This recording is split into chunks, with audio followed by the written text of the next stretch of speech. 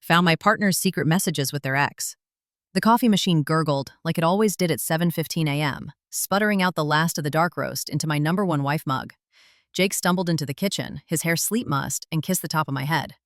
"Morning, babe," he mumbled, grabbing his phone off the counter. His thumb flicked across the screen reflexively, lips quirking at something before he locked it again.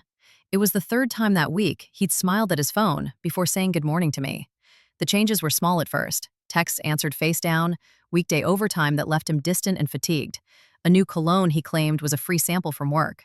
But when he forgot our 7th anniversary last month, forgot like it was a dentist appointment, I told myself it was stress. His promotion had been hectic. We'd been together a decade. Trust was our foundation. Then came the nightmares.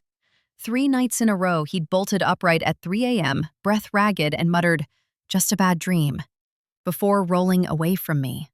The first time, I rubbed his back until his muscles relaxed. The second, I pretended to sleep.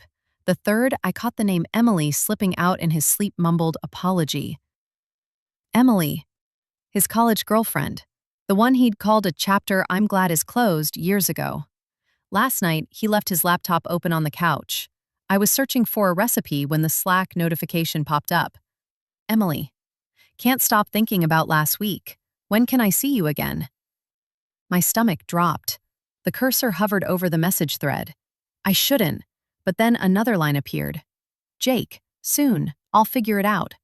The screen blurred. My fingers trembled as I clicked into their history.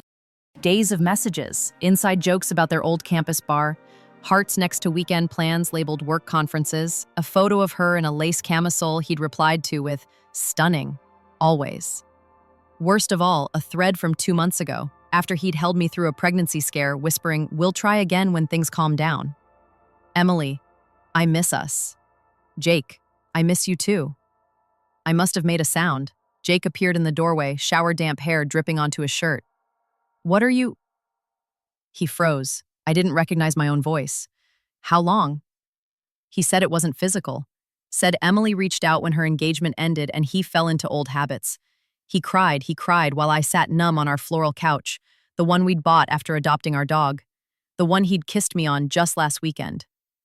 "It didn't mean anything," he kept repeating. I threw my mug. It shattered against the wall, brown streaks bleeding down the paint. "You chose her," I screamed. "Over us. Over me." He flinched, but didn't deny it. Now I'm sitting in our guest bathroom at 4 a.m., clutching a wine glass I haven't sipped from. The dog whines outside the door. Jake's been pacing for hours, knocking every so often to ask if I'm ready to talk.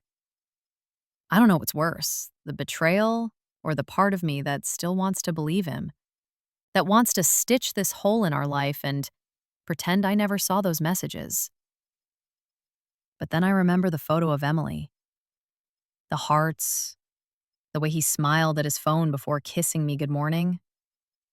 The front door just clicked shut. His keys are gone from the bowl. My phone lights up with a text. "We need to talk when I get back. I'll explain everything." TLDR, caught my husband emotionally cheating with his ex. Now he's left the house saying he'll explain, and I don't know if our marriage can survive.